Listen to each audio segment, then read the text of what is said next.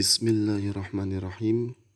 Assalamualaikum warahmatullahi wabarakatuh.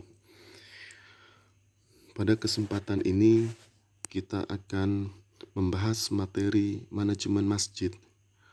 Materi ini merupakan kelanjutan dari pembahasan kita sebelumnya. Kita telah membahas pada kesempatan sebelumnya berkaitan dengan gagasan masjid yang menurut Sidi Ghazalba, masjid ialah merupakan ruang suci.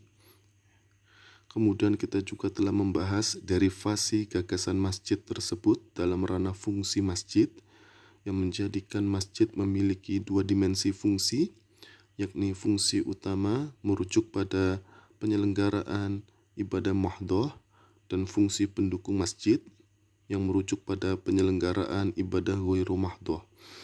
Kedua fungsi masjid tersebut tidak lain dimaksudkan untuk mencapai tujuan didirikan dan dikelolanya masjid, yakni untuk mencapai keselamatan dan kebahagiaan hidup umat Islam yang bermukim di sekitar masjid, baik dalam lingkup individual maupun dalam lingkup komunal. Pertanyaannya, bagaimana cara mencapai tujuan masjid dengan fungsi masjid tersebut yang merupakan derivasi dari gagasan masjid sebagai ruang suci?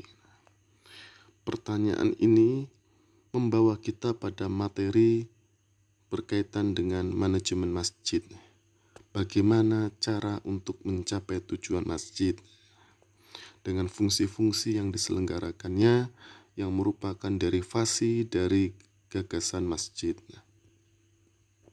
Sebelum kita memasuki substansi pembahasan materi pada kesempatan ini, terlebih dahulu dapat dilihat gambar yang saya tampilkan di slide pertama.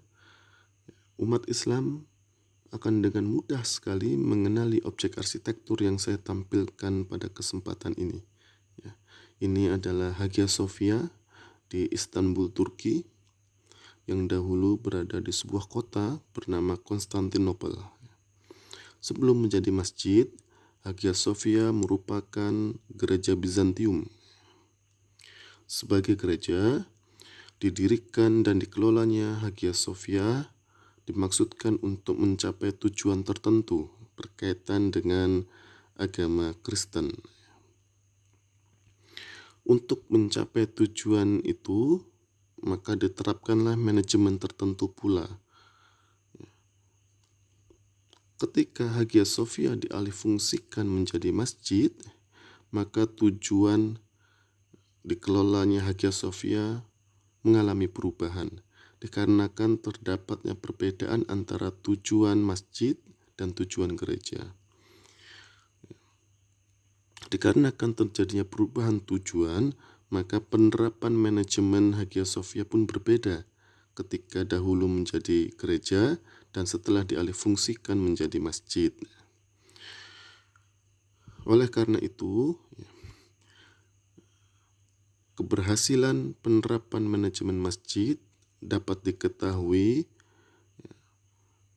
ketika suatu masjid dapat mencapai tujuannya atau tidak. Keberhasilan manajemen yang diterapkan pada Hagia Sophia sebagai masjid dapat diketahui apakah Hagia Sophia sebagai masjid dapat mencapai tujuan dikelolanya atau tidak. Jadi indikator keberhasilan penerapan manajemen masjid berkaitan dengan tercapai atau tidaknya tujuan didirikan dan dikelolanya masjid.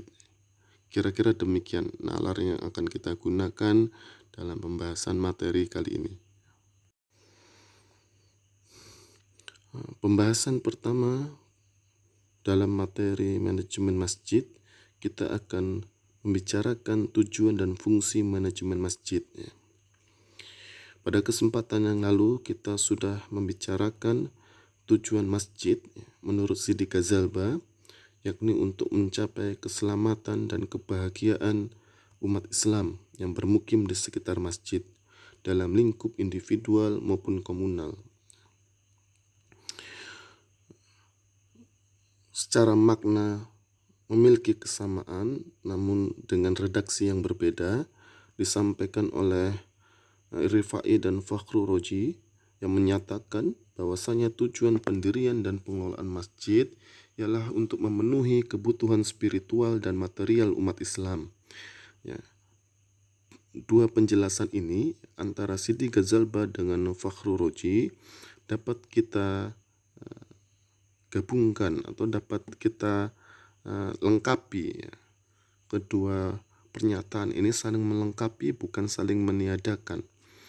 Bahwasanya dimaksud Sidi Ghazalba bahwa tujuan pendirian dan pengelolaan masjid ialah untuk dicapainya keselamatan dan kebahagiaan, maka yang dimaksud keselamatan dan kebahagiaan itu kita dapat merujuk pada penjelasan Rifai dan Fakhru Roji ialah terpenuhinya kebutuhan spiritual dan material umat Islam. Ini sesuai dengan gagasan masjid yang sudah disampaikan oleh Sidi Ghazalba, bahwasannya masjid sebagai ruang suci ialah masjid merupakan ruang sakral sekaligus ruang profan, ruang yang mewadahi aktivitas yang berorientasi akhirat dan aktivitas yang berorientasi keduniaan, yang diterjemahkan menjadi fungsi utama masjid merujuk pada pelaksanaan ibadah ghairu mahdhah dan fungsi pendukung masjid yang merujuk pada pelaksanaan ibadah ghairu mahdhah yang orientasinya ialah keduniaan.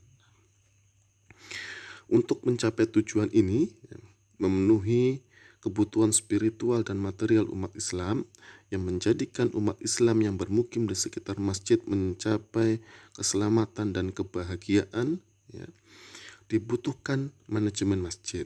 Sehingga menurut Rifai dan Fakhru Roji, peran dari manajemen masjid ialah mencapai kesempurnaan masjid, ya, atau mencapai cita ideal didirikan dan dikelolanya masjid. Apa itu kesempurnaan masjid? Apa itu cita ideal masjid? Ialah terpenuhinya tujuan didirikan dan dikelolanya masjid untuk mencapai keselamatan dan kebahagiaan umat Islam yang bermaksud atau yang bermakna terpenuhinya kebutuhan spiritual dan material umat Islam.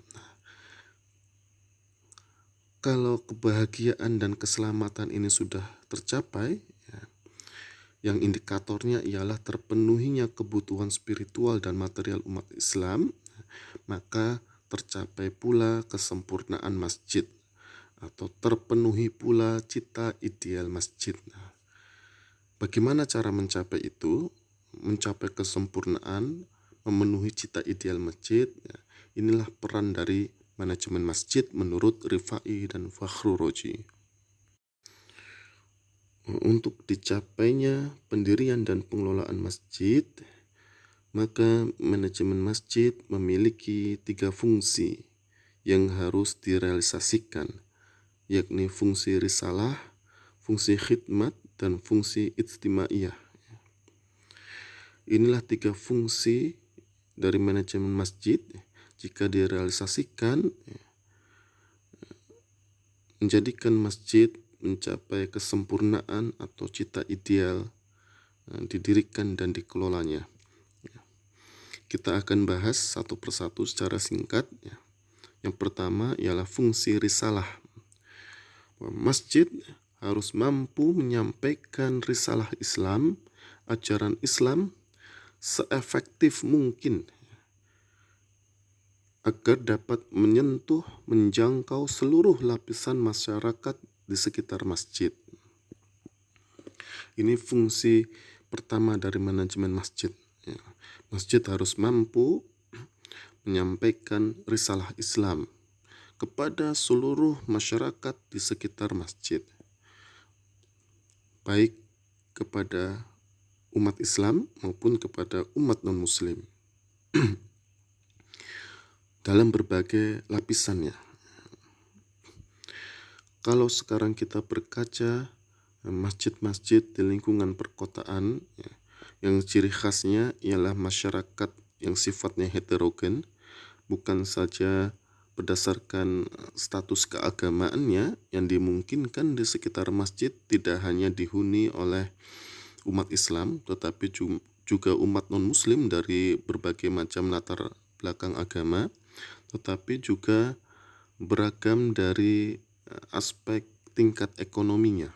Sehingga di sekitar masjid tidak saja bermukim umat Islam dengan kepemilikan ekonomi menengah atas, tetapi juga akan kita dapati terdapatnya umat Islam dengan ekonomi menengah bawah. Tingkatan atau lapisan ekonomi yang berbeda tersebut memiliki kebutuhan-kebutuhan yang berbeda, memiliki karakter yang berbeda, memiliki gaya hidup yang berbeda, memiliki pola kegiatan keseharian yang berbeda.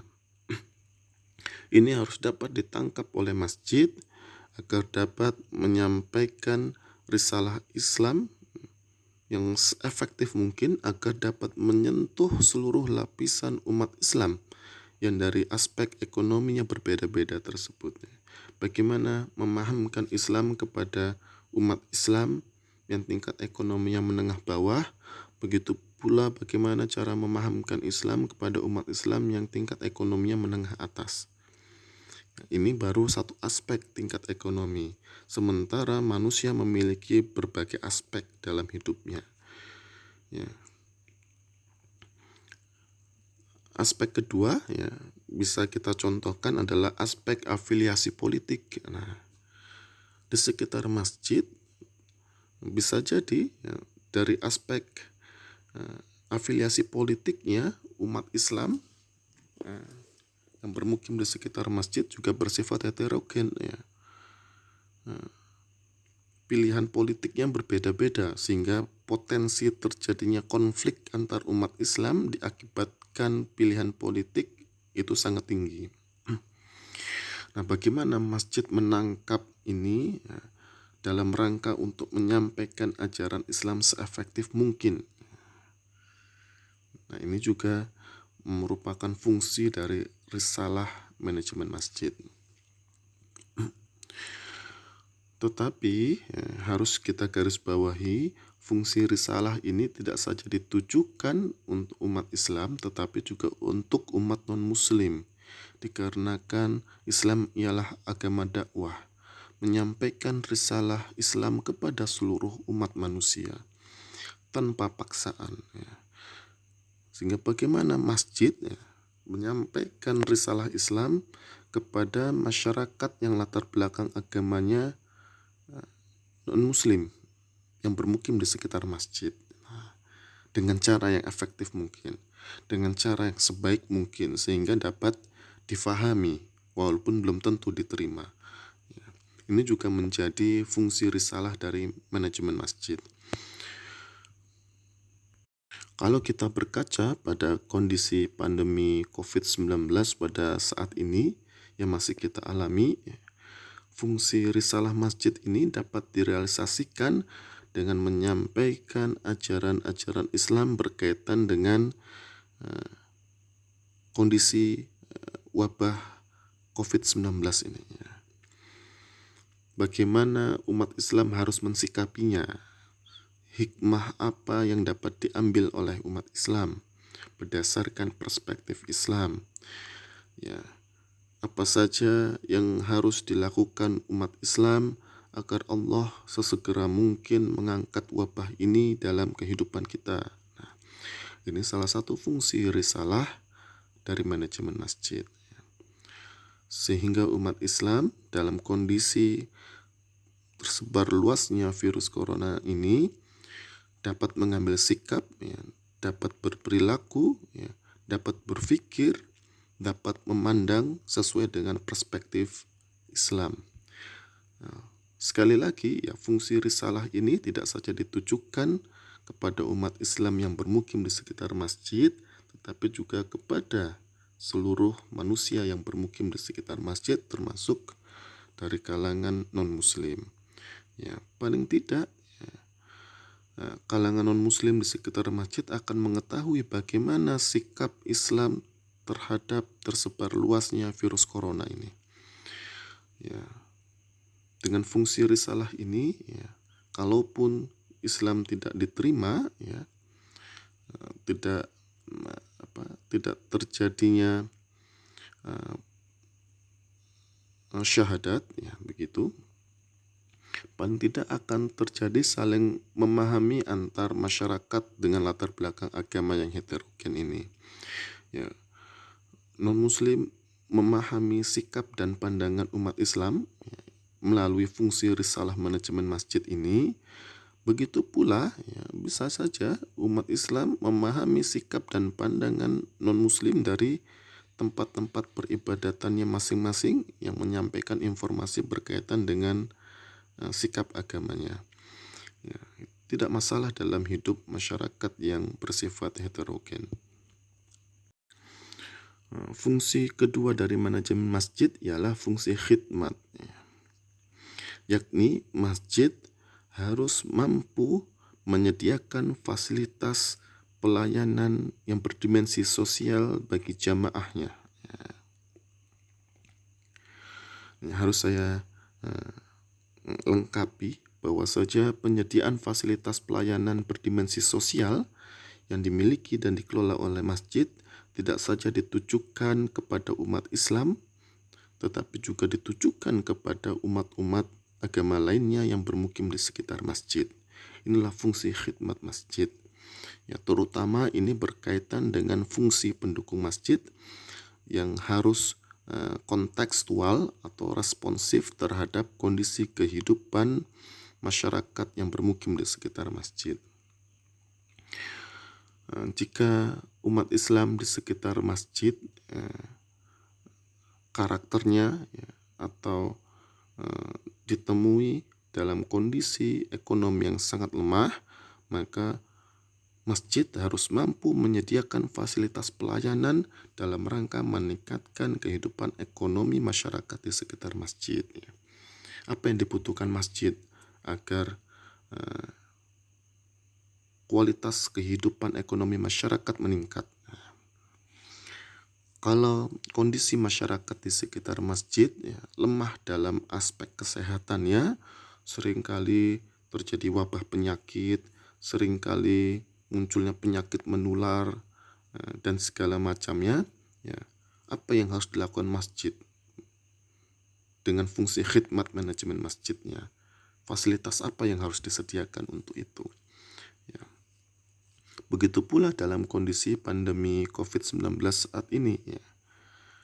Ketika dalam lingkup permukiman memutuskan untuk melakukan karantina wilayah, ya ditutup, tidak ada yang boleh masuk selain warga, tidak ada yang boleh keluar selain warga, itu pun atas persetujuan, ya. Apa yang dapat dilakukan masjid dalam kondisi demikian? Ya. Fasilitas apa yang harus disediakan masjid yang berdimensi sosial? Bisa jadi ketika terjadinya karantina wilayah untuk memutus penyebarluasan virus corona ini, ya, mayoritas masyarakat di sana di sekitar masjid profesinya informal, ya, sehingga berdampak langsung pada kehidupan ekonominya. Nah, fasilitas apa yang harus dipenuhi oleh masjid? Ya. Bisa jadi masjid menyediakan kebutuhan pangan bagi masyarakatnya yang sementara waktu tidak dapat bekerja secara optimal untuk memenuhi kebutuhan keluarganya. Apalagi dalam kondisi dilakukannya karantina wilayah dalam lingkup permukiman. Ini masjid harus tanggap. Fungsi khidmat harus berjalan. Ya. Fungsi manajemen masjid yang ketiga ialah fungsi ijtimaiyah. Ya. Masjid harus mampu membentuk dan mengembangkan masyarakat Islam yang bermukim di sekitar masjid. Ya. Itu disebut dengan Islamic Community Development. Ya. Bukan saja terdapatnya umat Islam dalam skala individual dan keluarga, ya, yang bermukim di sekitar masjid, sehingga keberadaan masjid dibutuhkan, ya. Tetapi, ya, ketika masjid sudah didirikan dan dikelola, maka dengan fungsi ijtimaiyah manajemen masjid ini, masjid harus mengambil peran bagaimana antar keluarga muslim ini direkatkan, ya, dengan asas persaudaraan keimanan sehingga membentuk masyarakat Islam di sana. Setelah terbentuk masyarakat Islam, ya,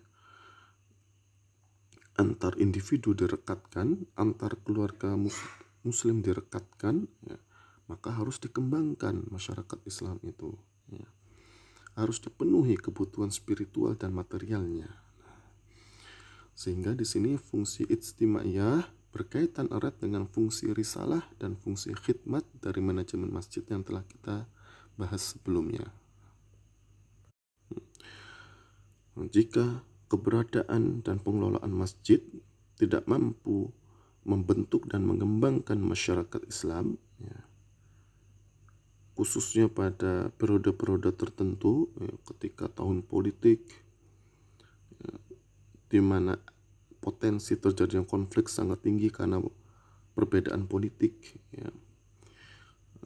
Kemudian umat Islam di sekitar masjid saling bermusuh-musuhan, ya, menjadi 2 atau 3 kubu yang berbeda, saling menghujat, saling melemparkan fitnah dan segala macam. Ini menjadi indikator, ya, masjid dari fungsi ijtimaiyahnya telah gagal, tidak memenuhi perannya dalam fungsi ijtimaiyah manajemen masjid, ya. Yang ini nanti muaranya ialah masjid sebagai pusat bagi komunitas umat Islam. Nah, masjid tidak akan dapat menjadi pusat bagi komunitas umat Islam kalau tidak terbentuk masyarakat Islam dan tidak dikembangkannya masyarakat Islam yang bermukim di sekitar masjid, ya. Begitu pula ketika sudah terbentuk masyarakat Islam di sekitar masjid, tetapi masjid tidak mampu memenuhi kebutuhannya yang berdimensi sosial, ya, maka masjid ini merupakan masjid yang memiliki kegagalan dalam fungsi khidmatnya, ya, tidak mampu memenuhi menyediakan fasilitas pelayanan berdimensi sosial. Fasilitas atau fungsi khidmatnya gagal direalisasikan. Begitu pula, ya, terbentuk masyarakat Islam di sekitar masjid, ya, disediakannya fasilitas pelayanan berdimensi sosial, ya. Masjid ikut mengurusi kehidupan ekonomi masyarakat, turut mengurusi kerekatan sosial masyarakat, turut mengurusi pengembangan seni yang menjadi tradisi di masyarakat tersebut, ya. Tetapi kalau kondisi masyarakat Islam di sekitar masjid tidak mengalami peningkatan pemahaman keagamaan, begitu pula bagi masyarakat yang latar belakangnya non-muslim, ya, tidak mendapatkan informasi yang benar terkait Islam, ya, sehingga dalam masyarakat itu tersebar luas pemahaman yang salah berkaitan dengan Islam dan umat Islam. Ini menandakan masjid telah gagal melaksanakan fungsi risalahnya. Demikianlah 3 fungsi manajemen masjid.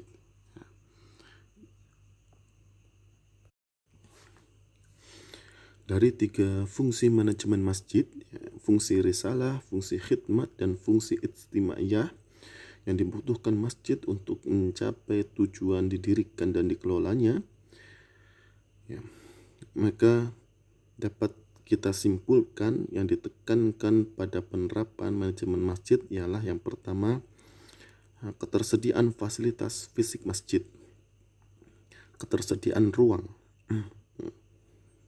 terpenuhinya kualitas ruang, berkaitan dengan aspek fisik dari masjid, ya. Aspek fisik ini dibutuhkan, ya, dalam pembahasan manajemen masjid kali ini untuk merealisasikan fungsi masjid. Fungsi masjid yang terdiri dari 2 dimensi, ya, membutuhkan ruang. Selain membutuhkan ruang juga memiliki syarat-syarat ruang tertentu yang harus dipenuhi agar fungsi itu dapat berjalan dengan baik. Nah, ini menjadi poin kedua dalam penekanan manajemen masjid. Yang pertama ialah penyediaan fasilitas fisik masjid. Yang kedua, penyelenggaraan fungsi masjid. Kalau kita kaitkan dengan fungsi pendukung masjid yang bersifat dinamis, maka antar masjid akan memiliki fungsi pendukung yang berbeda-beda, tergantung pada kondisi masyarakat di sekitar masjid. Sehingga fasilitas fisik yang dimiliki masjid pun berbeda-beda, dikarenakan perbedaan penyelenggaraan fungsi pendukung masjid. Ini harus menjadi perhatian kita ketika merancang masjid. Bagaimana tata ruangnya, ruang-ruang apa saja yang dibutuhkan, berapa besar kapasitas ruangnya, seperti apa kualitas ruangnya. Ini antar masjid harus merujuk pada fungsi masjid yang akan diselenggarakan berkaitan dengan kondisi kehidupan masyarakat di sekitar masjid. Sehingga tidak bisa kita jadikan atau kita lakukan universalisasi, masjid di satu tempat kemudian diduplikasi di tempat-tempat yang lain begitu saja tanpa adanya proses adaptasi atau penyesuaian terhadap kondisi kehidupan masyarakat yang bermukim di sekitar masjid. Penekanan ketiga dalam manajemen masjid ialah kesatuan sosial umat Islam yang memiliki latar belakang atau memiliki lapisan sosial yang berbeda-beda, baik aspek ekonomi, afiliasi politik, dan lain sebagainya. Ini menjadi poin ketiga yang ditekankan dalam manajemen masjid. Penekanan keempat dari penerapan manajemen masjid ialah penyebarluasan ajaran Islam kepada seluruh manusia yang bermukim di sekitar masjid, baik muslim maupun non-muslim. Inilah 4 poin yang ditekankan dalam manajemen masjid. Yang keempat poin ini sudah kita bahas pada 3 fungsi dari manajemen masjid sebelumnya, yakni fungsi risalah, fungsi khidmat, dan fungsi ijtimaiyah. Dari pembahasan ini, Rifai dan Fakhrul Razi menyimpulkan bahwasanya penerapan manajemen masjid yang terdiri dari 3 fungsi dengan 4 penekanannya itu hendak menjadikan masjid sebagai benteng spiritual, fisik, dan mental umat Islam. Ketika masjid mampu merealisasikan manajemen masjidnya yang terdiri dari 3 fungsi manajemen, fungsi risalah, fungsi khidmat, dan fungsi ijtimaiyah, terpenuhnya 4 poin yang ditekankan dalam penerapan manajemen masjid. Menurut Rifai dan Fakhrul Razi, maka masjid tersebut serupa benteng bagi spiritualitas, fisik, dan mental umat Islam yang bermukim di sekitar masjid. Masjid menjadi benteng bagi spiritualitas umat Islam. Masjid berperan untuk meningkatkan pemahaman keagamaan umat Islam, memperbaiki akidahnya terus-menerus, mensucikan cara berpikirnya, mensucikan atau menjernihkan hatinya, emosinya, memandu amalannya, sehingga umat Islam yang bermukim di sekitar masjid menjadi diri yang suci. Ini menjadi benteng spiritualitas masjid itu. Kemudian masjid mampu memenuhi kebutuhan-kebutuhan fisik umat Islam. Masjid tanggap terhadap permasalahan ekonomi. Masjid tanggap terhadap permasalahan sosial. Masjid tanggap terhadap aspek kesehatan masyarakat, sehingga fisiknya umat Islam kuat karena adanya masjid. Fisiknya sehat, fisiknya terpenuhi, kebutuhan-kebutuhannya, ya, kebutuhan pangannya, kebutuhan sandangnya, dan segala macam, sehingga masjid menyerupai benteng fisik bagi umat Islam. Dan masjid juga menjadi benteng mental bagi umat Islam. Ketika masjid mampu menyatukan umat Islam, ya, menjadi masyarakat Islam di sekitar masjid, ya, kesatuan sosial umat Islam itu akan menguatkan mental umat Islam. Ya. Umat Islam merasa bersatu, tidak tercerai-berai. Seluruh masalahnya dihadapi bersama-sama, diselesaikan bersama-sama. Ya. Inilah yang dimaksud dengan masjid menyerupai benteng bagi spiritualitas, fisik, dan mental umat Islam. Ya. Jika masjid mampu merealisasikan 3 fungsi manajemennya dan mampu memenuhi 4 poin yang ditekankan dalam penerapan manajemen masjid. Kira-kira demikian yang disampaikan oleh Rifai dan Fakhrul Roji. Pembahasan kedua dari materi kita akan membicarakan jenis-jenis manajemen masjid atau beragam model manajemen masjid, ya, dalam konteks untuk mencapai tujuan didirikan dan dikelolanya masjid. Rifai dan Fakhrul Roji mencatat ada 2 model manajemen masjid, ya, yang diterapkan umat Islam secara historis hingga hari ini. Model pertama adalah model golongan dan model kedua ialah model pola.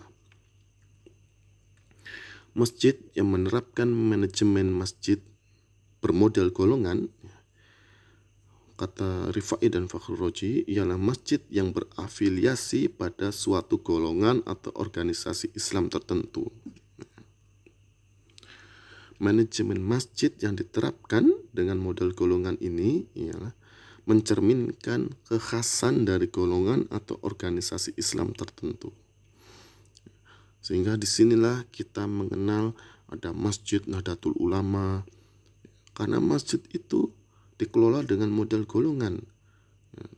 Manajemen masjidnya mencerminkan kekhasan golongannya.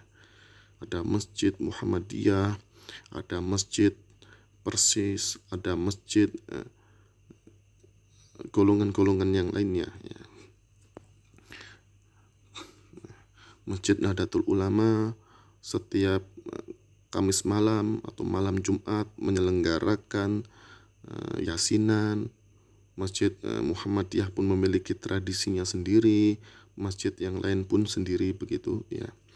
Sehingga di sini manajemen masjid yang diterapkan mencerminkan kekhasan golongan itu, ya.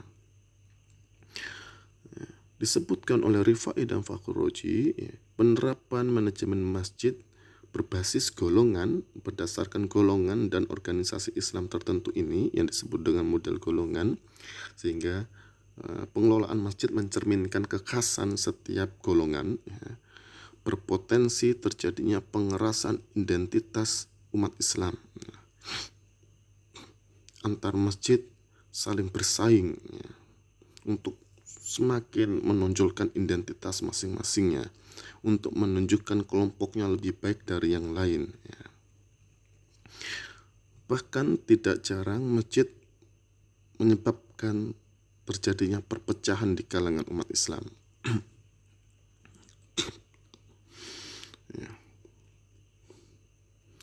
Masjid yang seharusnya menjadi rumah bersama bagi seluruh umat Islam, masjid menjadi pusat komunitas umat Islam tidak tercapai. Karena antar masjid saling bersaing untuk mengeraskan identitas kelompoknya masing-masing. Yang ini dapat kita lihat, ya, salah satu indikatornya ketika masjid disibukkan dengan persoalan furu'iyah.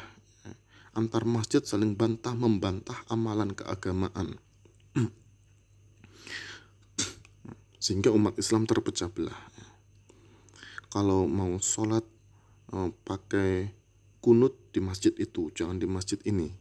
Begitu pula untuk persoalan-persoalan amalan keagamaan yang lainnya, sehingga umat Islam terpecah belah.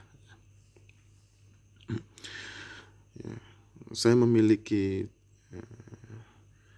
cerita berkaitan dengan hal ini, sebuah masjid yang menjadi rebutan dua golongan umat Islam. Ketika masjid dikelola oleh sekalangan dari umat Islam yang berafiliasi kepada organisasi Nahdlatul Ulama, maka umat Islam yang menyebut dirinya sebagai Salafi tidak mau ke dalam masjid itu, memisahkan diri dari komunitas umat Islam, mencari masjid yang lain, padahal bermukimnya di sekitar masjid itu dengan keyakinan masjid yang dikelola oleh saudara muslimnya yang berafiliasi kepada Nahdlatul Ulama telah melakukan amalan-amalan yang dinilai bid'ah, dipisahkan, memisahkan diri mereka dari komunitas umat Islam. Sehingga terjadi perebutan masjid oleh kalangan umat Islam yang menyebut dirinya dengan Salafi itu, mereka ingin menguasai masjid, dan berhasil. Masjid itu dikuasai oleh komunitas umat Islam yang menyebut dirinya Salafi ini. Ketika masjid dikelola oleh Salafi, manajemennya berubah mengikuti paham keagamaan yang diyakini, sehingga dampaknya umat Islam yang berafiliasi kepada Nahdlatul Ulama tidak mau menggunakan masjid itu, tidak mau bergabung di dalam masjid itu, memisahkan dirinya dari komunitas umat Islam yang berpusat di masjid itu.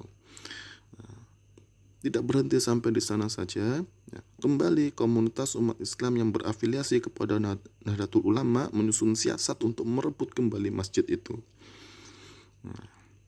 Terus berulang seperti itu, sehingga masjid untuk merealisasikan fungsi manajemennya, fungsi ijtimaiyahnya tidak tercapai. Umat Islam terus mengalami pergolakan di sana untuk memperebutkan masjid, agar dapat menguasai masjid. Ketika sudah dikuasai, masjid itu dikelola dengan manajemen berbasis golongan. Masjid mencerminkan pemahaman keagamaan, hanya untuk satu golongan tertentu, golongan yang lain menyingkir atau disingkirkan. Dan itu secara faktual terjadi dalam kondisi kehidupan umat Islam sekarang ini. Oleh Fakhrul Razi dan Rifai, model manajemen masjid berbasis golongan ini dinilai memiliki potensi perpecahan yang tinggi kalau tidak dapat didamaikan, kalau tidak dapat diterapkan dengan baik.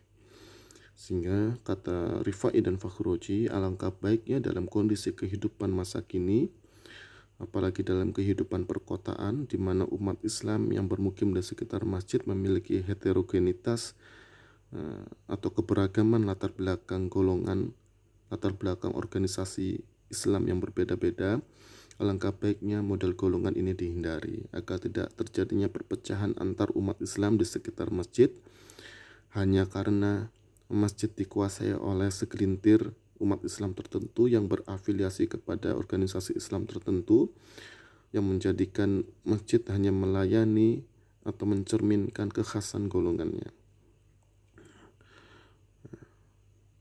Sehingga Rifai dan Fakhrul Razi menawarkan model kedua, yakni model pola. Oleh Rifai dan Fakhrul Razi, model pola ini juga memiliki dua jenis manajemen masjid. Jenis pertama ialah pola tradisional, jenis kedua ialah pola eksperimental. Masjid yang menerapkan model pola jenis pola tradisional ini berasumsi bahwasannya manajemen masjid merupakan bagian dari Islam yang sifatnya qat'i, merupakan bagian dari Islam yang tidak lagi bisa diotak-atik, langsung merujuk pada Rasul Muhammad SAW.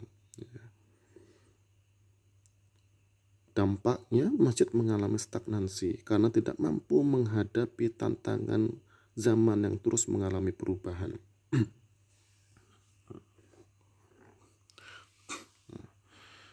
Ini diakibatkan dengan pola tradisional yang memahami manajemen masjid merupakan bagian dari Islam yang bersifat qat'i, final, statis ya.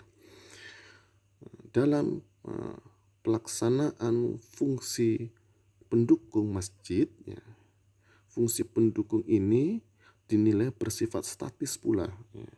Langsung merujuk pada apa yang sudah dilakukan oleh Rasul Muhammad SAW ya. Tidak konteks dengan kebutuhan masyarakat di sekitar masjid ya. Hanya menduplikasi apa yang pernah dilakukan oleh Rasul Muhammad ya. Sehingga masjid mengalami stagnansi ketika kondisi kehidupan umat Islam berubah terus-menerus ya, dikarenakan perubahan zaman ya, masjid tidak mampu mengikuti perubahan itu, terutama dalam dimensi fungsi pendukungnya, dikarenakan pemahaman baik fungsi utama maupun fungsi pendukung semuanya bersifat statis, final, bagian dari Islam yang tidak dapat lagi mengalami perubahan.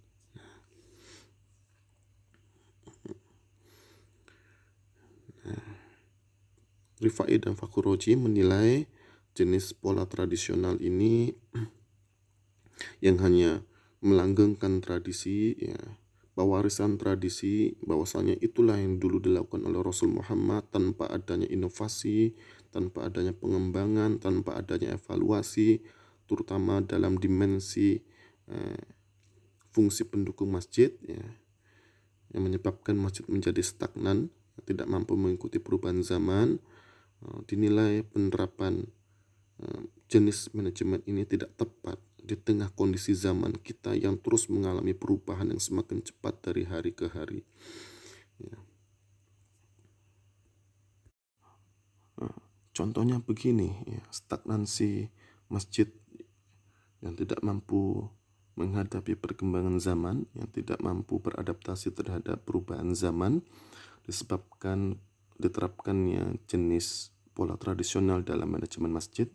Sampai sekarang kita masih mendapati kalau ada umat Islam yang meninggal di sekitar, yang bermukim di sekitar masjid, akan diumumkan melalui toa masjid ya, yang biasanya pada subuh ya, atau pagi hari diumumkan melalui toa masjid. Kemudian sore hari ya, ketika pendidikan Al-Quran akan dilangsungkan di masjid, akan dimulai, diumumkan melalui toa masjid ya. Ini cara-cara yang sebenarnya tidak lagi kita butuhkan untuk zaman sekarang, yang kita sudah memasuki zaman informatika ya, dengan teknologi informasi yang mendominasi kehidupan masyarakat. Seharusnya masjid ya, diperlengkapi dengan perangkat teknologi informasi yang mumpuni untuk melangsungkan perannya di tengah masyarakat. Tidak diperlukan lagi ya pengumuman melalui toa ya. Dengan jaringan teknologi informasi yang dimiliki oleh masjid, cukup mengirim pesan ya, bahwa ada yang meninggal, bahwa pendidikan Al-Quran akan diselenggarakan, atau informasi-informasi yang cukup mengirimkan pesan melalui masjid.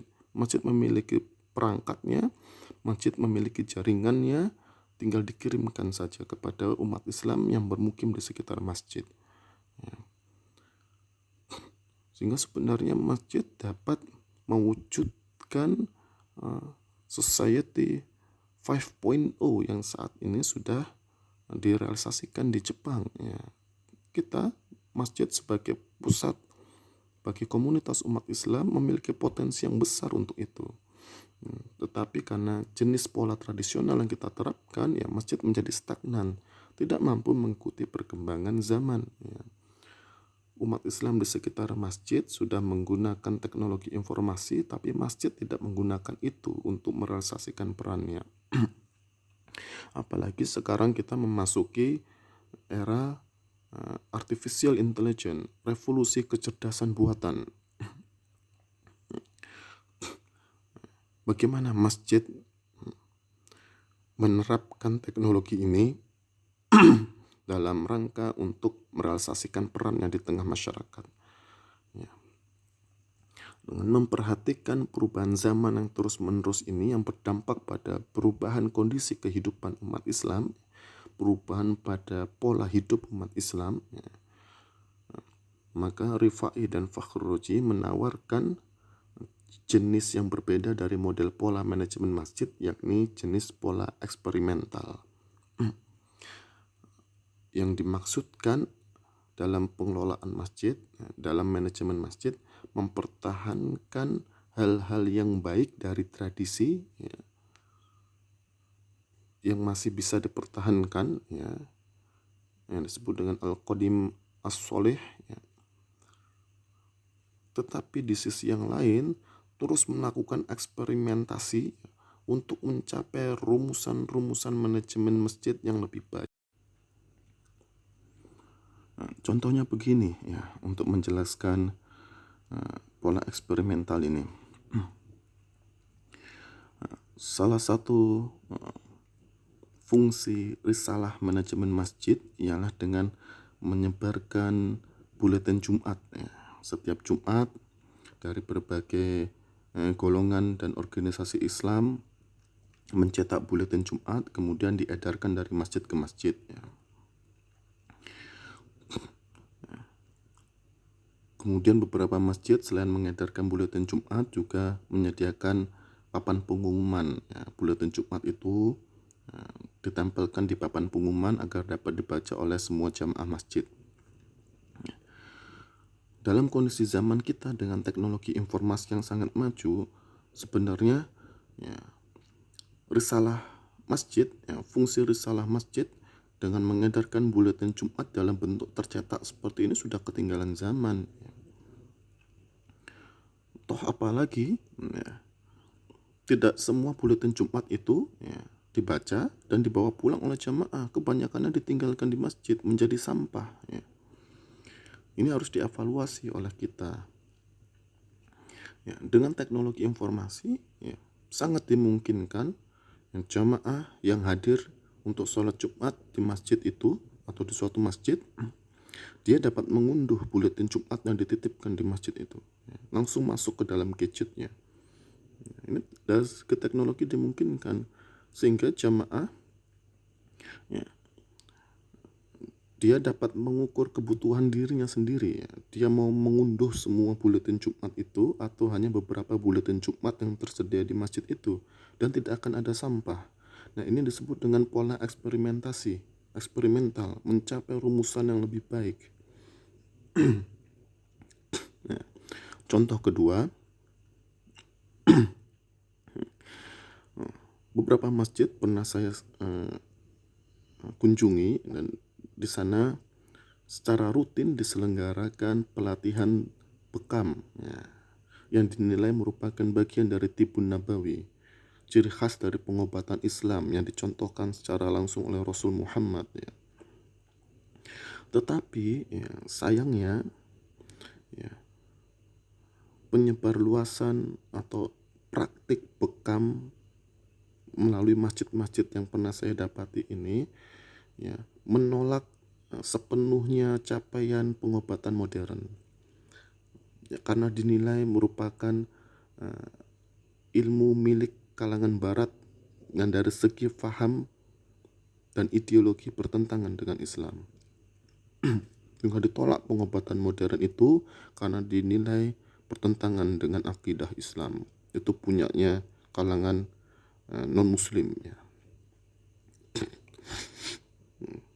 Ya, bekam sebagai sebuah pengobatan, sepanjang saya mempraktikkannya, ya, mengalaminya secara langsung, memang berdampak, ya. Itu sebuah tradisi yang baik tanpa kita harus mengkaitkannya sekalipun dengan hadis-hadis Rasulullah Muhammad SAW, ya. Itu masih bisa dilanggengkan, ya. Merupakan tradisi yang baik yang harus dijaga praktek itu di masjid sebagai salah satu realisasi dari fungsi khidmat masjid, ya, menyediakan fasilitas yang berdimensi sosial. praktek bekam untuk menjaga kesehatan masyarakat di sekitar masjid itu praktek yang bagus sekali. Tetapi kondisi kita sekarang tidak cukup sampai di sana. Masjid juga harus memiliki fasilitas pengobatan modern, apalagi masjid-masjid di perkotaan. Masjid di suatu permukiman, ada salah satu anggota masyarakatnya di sana berprofesi ke dokter. Mintalah pada anggota masyarakat yang berprofesi dokter itu untuk 1 kali dalam seminggu berpraktek di masjid. Dari segi pembiayaannya menggunakan kas masjid, sehingga jamaah atau masyarakat yang bermukim di sekitar masjid ketika berobat kepada dokter itu di masjid, sifatnya gratis, semua ditanggung oleh masjid. Ada pengobatan tradisional, bekam, dan ada pengobatan modern dengan dokter yang kompeten di bidangnya. Nah, ini harus terus dilakukan eksperimentasi. Karena apa? Karena tidak semua penyakit bisa disembuhkan dengan bekam.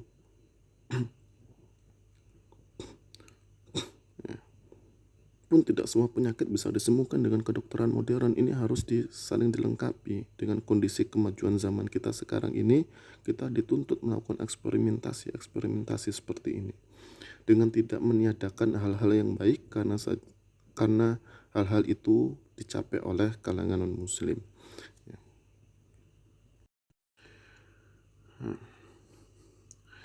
Dari sekian jenis manajemen masjid yang dibahas oleh Rifai dan Fakhr Roji, beliau berdua menyarankan dan menawarkan umat Islam untuk mulai beralih menerapkan model pola eksperimental dalam manajemen masjid, yang menuntut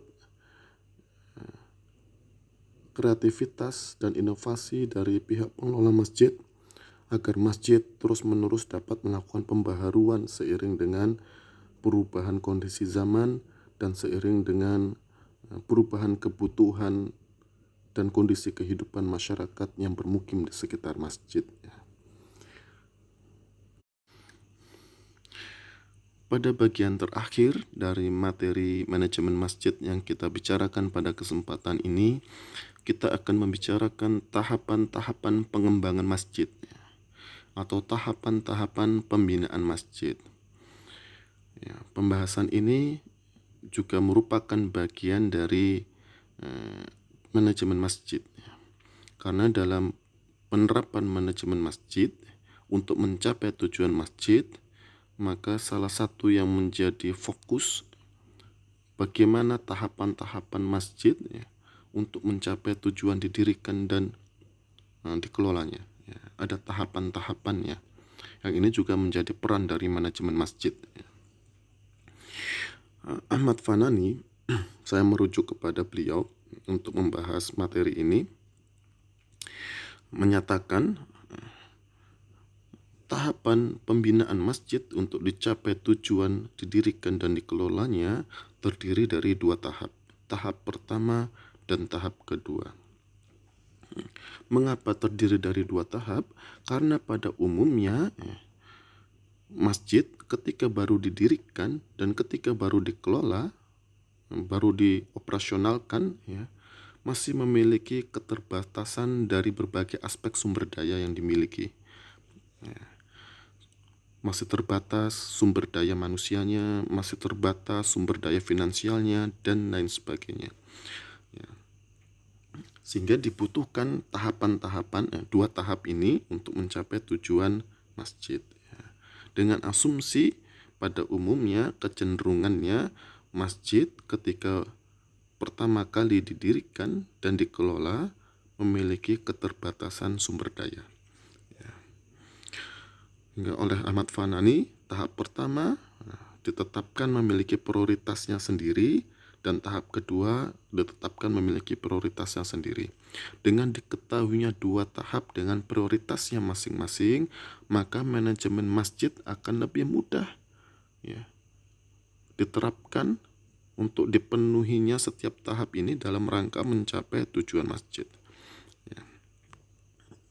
Nah, ketika masjid didirikan dan baru dioperasionalkan oleh Pak Ahmad Fanani, masjid memasuki tahap pertama. Dalam tahap pertama ini, dalam pengelolaan masjid, dalam penerapan manajemen masjid harus dilandasi semangat persaudaraan dan kesederhanaan. Bagaimana terjemahannya? Pada tahap pertama yang menjadi prioritas ialah penerapan manajemen fungsional. Merealisasikan fungsi masjid. Melakukan eksperimentasi fungsi masjid untuk mengatasi masalah-masalah yang dihadapi masyarakat di sekitar masjid. Ini menjadi prioritas pertama. Yang juga menjadi prioritas termasuk dalam manajemen fungsional adalah pembentukan komunitas umat Islam di sekitar masjid atau pembentukan masyarakat Islam di sekitar masjid. Ini menjadi fokus pertama dalam pengelolaan masjid ketika masjid didirikan dan baru dikelola. Sementara dalam aspek manajemen fisiknya mengikuti kebutuhan dari manajemen fungsional. Untuk merealisasikan suatu fungsi, maka dibutuhkan ruang yang seperti apa saja, di mana ruangnya, dan segala macam. Manajemen fisik mengikuti manajemen fungsi. Ini dimaksud dengan kesederhanaan oleh Ahmad Fanani. Bentukan arsitektur masjid dari segi fisiknya mengikuti fungsinya. Karena yang menjadi prioritas adalah realisasi fungsi masjid. Sementara diprioritaskan fungsi masjid ini dilandasi semangat persaudaraan. Nah, ini yang dimaksud dengan tahap pertama dari pembinaan masjid. Contoh kasus pada tahap pertama ini, didirikan sebuah masjid di lingkungan di mana mayoritas umat Islam di sana belum mampu membaca Al-Quran. Sehingga merealisasikan fungsi pendidikan untuk membaca Al-Quran menjadi prioritas. Tetapi masjid ini memiliki keterbatasan finansial. Dalam tahap pertama ini yang dilandasi semangat persaudaraan dan kesederhanaan, harta yang dimiliki oleh masjid diprioritaskan untuk merealisasikan fungsi pendidikan membaca Al-Quran, menjadi prioritas pada tahap pertama ini. Bagaimana dengan manajemen fisiknya? Dibangun saja seadanya, sesederhana mungkin. Walaupun lantainya masih acian semen, tidak menggunakan keramik, dindingnya masih menggunakan dinding anyaman bambu, tidak masalah. Yang penting ada ruang untuk melaksanakan kegiatan pendidikan membaca Al-Quran. Manajemen fisiknya dilandasi semangat kesederhanaan, tidak masalah. Karena apa? Karena sumber daya finansial yang dimiliki diprioritaskan untuk menjalankan fungsi pendidikan membaca Al-Quran. Dilandasi semangat persaudaraan Islam. Nah, ini yang dimaksud dengan tahap pertama. Contoh lain dari tahap pertama pembinaan masjid, suatu masjid didirikan di tengah masyarakat yang mayoritasnya berprofesi sebagai pemulung. Pemulung barang rongsok. Sehingga ekonomi atau kondisi ekonomi masyarakat yang bermukim di sekitar masjid tergolong tingkat ekonomi bawah. Masjid didirikan dengan keterbatasan finansial. Apa yang harus dilakukan masjid pada tahap pertama pembinaannya? Pihak pengelola masjid bisa jadi melihat barang-barang rongsok yang dikumpulkan oleh masyarakat di sekitar masjid dapat ditingkatkan nilai ekonominya dalam rangka meningkatkan kualitas kehidupan ekonomi masyarakat. Sehingga dengan keterbatasan finansialnya, yang menjadi prioritas manajemen fungsional adalah merealisasikan fungsi masjid, mengadakan pelatihan-pelatihan, pendampingan-pendampingan agar masyarakat dapat berkreasi dengan barang hasil pulungannya,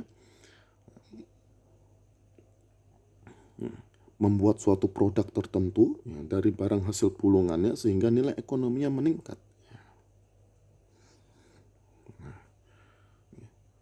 Harta yang dimiliki masjid, finansial yang dimiliki masjid diprioritaskan untuk menyelenggarakan fungsi itu. Fungsi pelatihan dan fungsi pendampingan. Lalu bagaimana dengan ruangnya? Dalam kondisi keterbatasan finansial, yang penting ruang itu ada saja. Sesederhana mungkin. Walaupun atapnya dari seng, dindingnya dari triplek tidak masalah. Yang penting kegiatan pelatihan dan pendampingan dapat berjalan. Ketika sudah berjalan, masyarakat dapat mengamalkannya, barang rongsok yang dikumpulkannya dapat ditingkatkan nilai ekonominya, bahkan masjid berperan untuk membuka pasar bagi masyarakat yang sudah mampu menghasilkan produk-produk dari barang pulungan itu.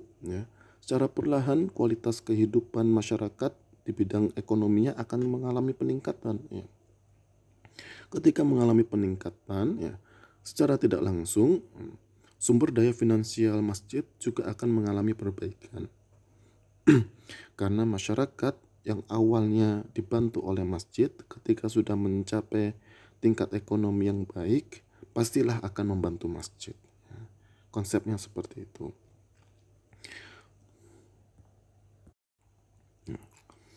Setelah tahap pertama tercapai tujuannya, indikatornya ialah terbentuknya masyarakat Islam di sekitar masjid, terbentuknya kesatuan sosial umat Islam yang berasaskan persaudaraan keimanan, dan terpenuhnya kebutuhan spiritual dan kebutuhan material masyarakat Islam di sekitar masjid.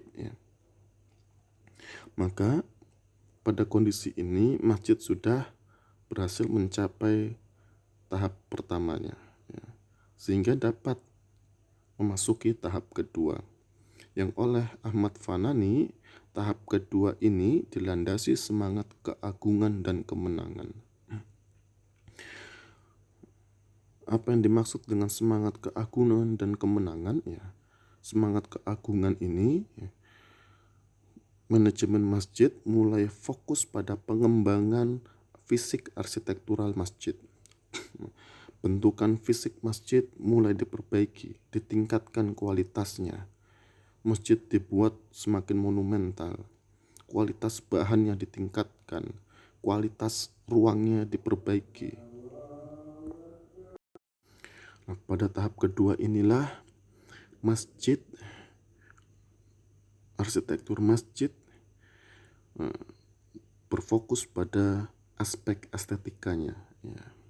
Setelah aspek fungsional terpenuhi pada tahap pertama. Tujuannya apa?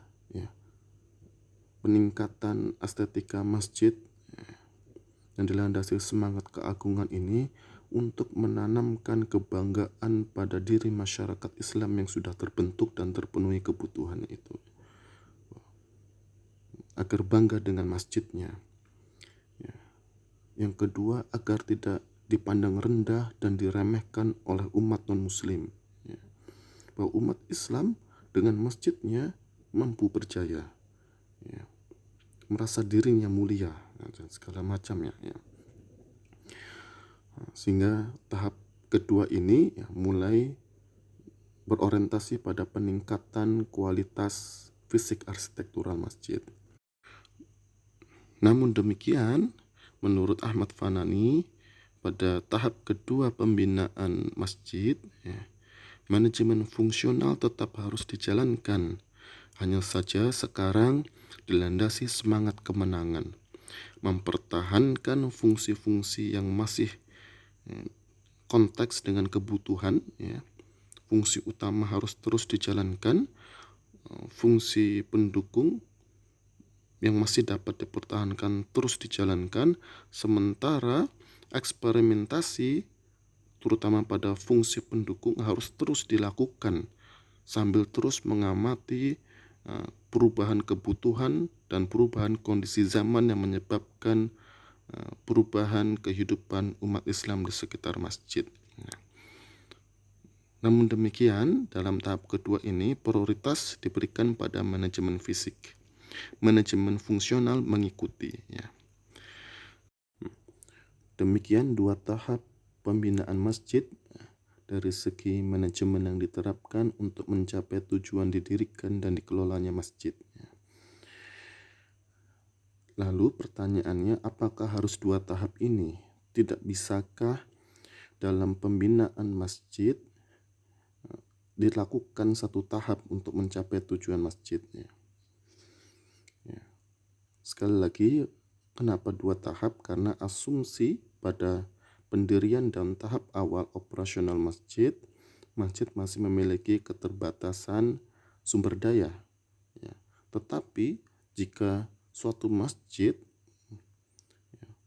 sejak didirikannya, sejak awal dioperasionalkannya, memiliki kecukupan sumber daya, baik sumber daya manusianya, sehingga dari pihak pengelola masjid dapat disusun sedemikian rupa dengan penugasan yang kompleks,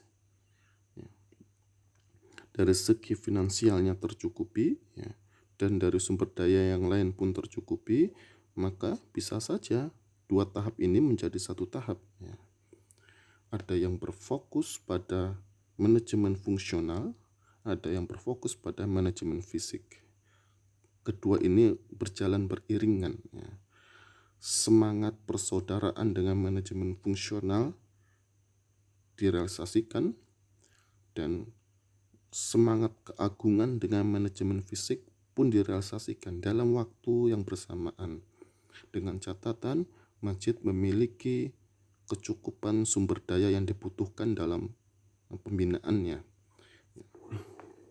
Tetapi kalau ternyata yang terjadi sebaliknya, di tengah keterbatasan sumber daya, masjid justru memprioritaskan manajemen fisik pada tahap pertamanya, dipastikan masjid seperti ini tidak akan mampu mencapai tujuan didirikan dan dikelolanya masjid. Pengalaman saya, masjid di sebuah wilayah atau daerah minoritas muslim, pada awal pendirian dan pengelolaannya langsung berfokus pada manajemen fisik. Di tengah keterbatasan sumber daya manusia dan sumber daya finansial, langsung menginginkan masjid didirikan dengan kualitas arsitektural yang monumental. Untuk apa? Untuk menunjukkan kepada umat non-muslim bahwa umat Islam memiliki harga diri, memiliki kekuatan, memiliki kemuliaan yang diperlihatkan dengan kualitas arsitektural masjidnya. Padahal secara faktual kondisi masyarakat di sekitar masjid, khususnya umat Islam yang bermukim di sekitar masjid, masih mengalami berbagai masalah.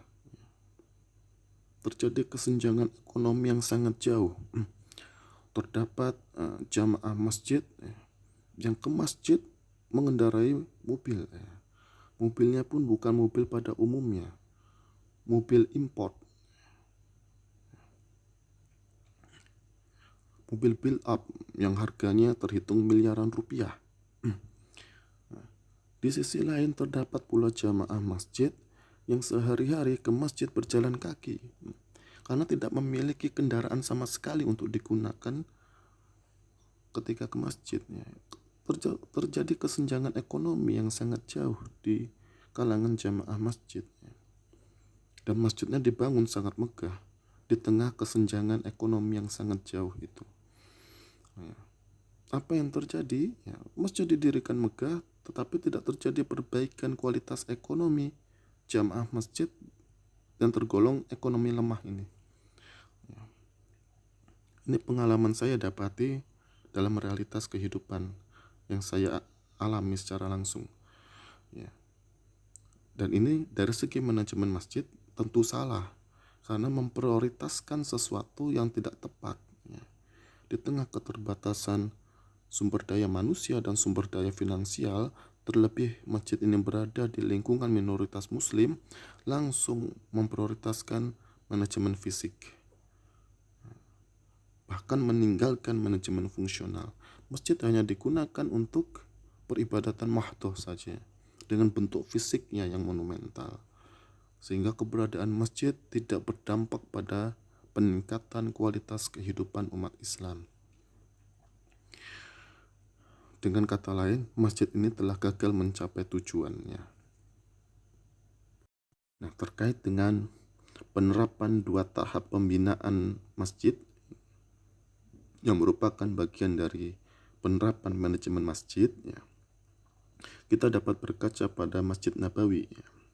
Kalau pada slide terdahulu saya kutipkan surah At-Taubah ayat ke-100, di mana Allah meminta kita, generasi selanjutnya ini, generasi akhir ini, untuk mengikuti generasi awal umat Islam, yakni golongan muhajirin dan ansor.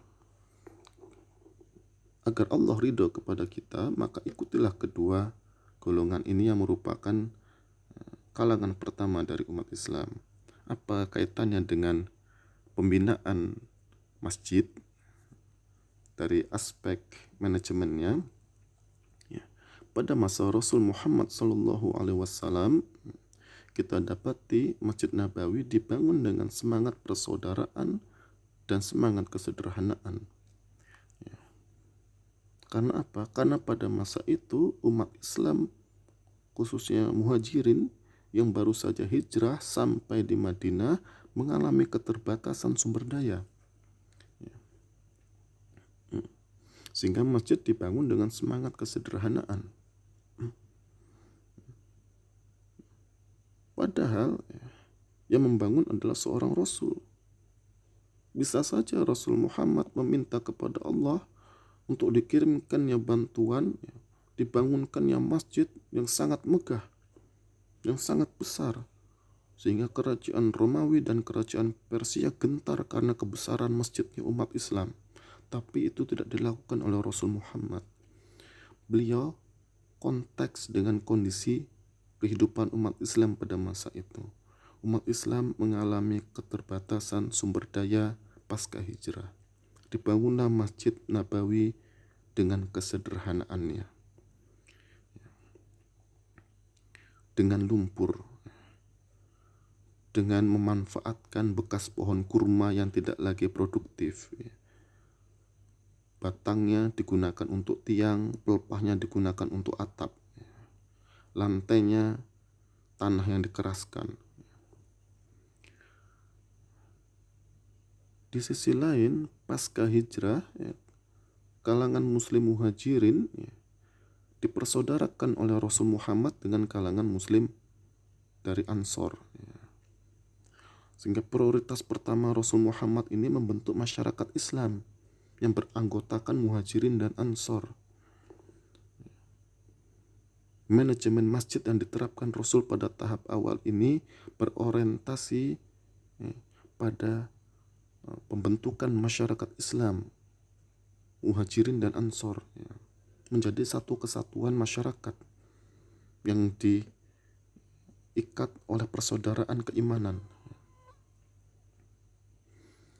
Hingga bentuk fisik yang sederhana, di tengah keterbatasan sumber daya yang dimiliki umat Islam, tetapi terbentuk masyarakat Islam yang sangat kuat sekali. Ini menandakan tahap awal pendirian dan pengelolaan Masjid Nabawi mencapai keberhasilan. Selain tentu saja karena yang melakukan adalah Rasul Muhammad yang dibimbing secara langsung oleh Allah. Sampai masa Umar bin Khattab, semangat kesederhanaan dan semangat persaudaraan ini dalam manajemen Masjid Nabawi tetap dijaga. Padahal pada masa Umar bin Khattab, umat Islam memiliki harta kekayaan dunia yang sangat besar karena telah mampu mengalahkan Romawi di utara dan telah mampu mengalahkan Persia di timur. Tetapi Umar tidak merubah kebijakan manajemen Masjid Nabawi, tetap pada tahap pertama, tidak beralih pada tahap kedua, membangun Masjid Nabawi dengan monumental, tidak. Mengapa begitu? Karena seiring umat Islam mengalami kemenangan demi kemenangan, mengalahkan kerajaan-kerajaan besar, banyak yang masuk Islam.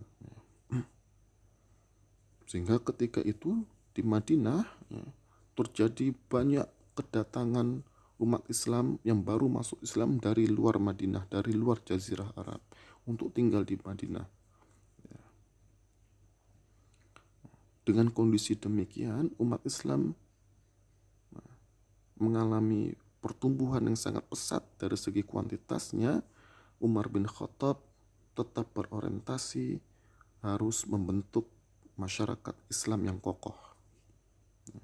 Masjid memprioritaskan pada manajemen fungsionalnya. Bagaimana umat Islam yang baru datang ini, yang baru memeluk Islam ini dapat menjadi bagian dari komunitas umat Islam. Masjid Nabawi mengalami renovasi tetap dengan semangat kesederhanaannya ini. Renovasi dilakukan sebatas memperluas luasan masjid. Dikarenakan apa? Jumlah jamaah yang terus bertambah. Kota Madinah yang terus mengalami perluasan diakibatkan gelombang kedatangan umat Islam dari berbagai penjuru wilayah yang ditaklukkan oleh umat Islam. Umat Islam menguasai wilayah yang luas, tetapi pusat masjidnya, pusat Masjid Nabawi tetap dalam kondisi yang sederhana. Umar bin Khattab tetap pada tahap pertama pembinaan masjid. Barulah pada masa Utsman bin Affan secara perlahan penerapan manajemen Masjid Nabawi beralih dari tahap pertama ke tahap kedua. Utsman bin Affan mulai meningkatkan kualitas ruang Masjid Nabawi yang dilanjutkan dengan pemimpin-pemimpin umat Islam setelahnya, sampai pada masa Turki Utsmani, sampai pada masa zaman modern sekarang ini. Secara bertahap, peningkatan kualitas arsitektur Masjid Nabawi terus dilakukan. Kualitasnya terus mengalami peningkatan. Demikianlah yang dapat kita ambil dari hikmah pembinaan arsitektur Masjid Nabawi pada masa Rasul Muhammad hingga masa Khulafaur Rasyidin, bahwasanya dua tahap itu memang dilakukan secara historis, tidak saja secara konseptual. Dilakukan oleh Rasul Muhammad, dilakukan oleh Umar bin Khattab. Sehingga kita memiliki teladan dalam penerapan dua tahap pembinaan masjid dari aspek manajemennya. Saya cukupkan pembahasan materi manajemen masjid kali ini. Kita sudah membicarakan fungsi manajemen masjid, jenis-jenis manajemen masjid, dan yang terakhir ini kita sudah membicarakan dua tahap pembinaan masjidnya. Allahu a'lam bissawab. Wassalamualaikum warahmatullahi wabarakatuh.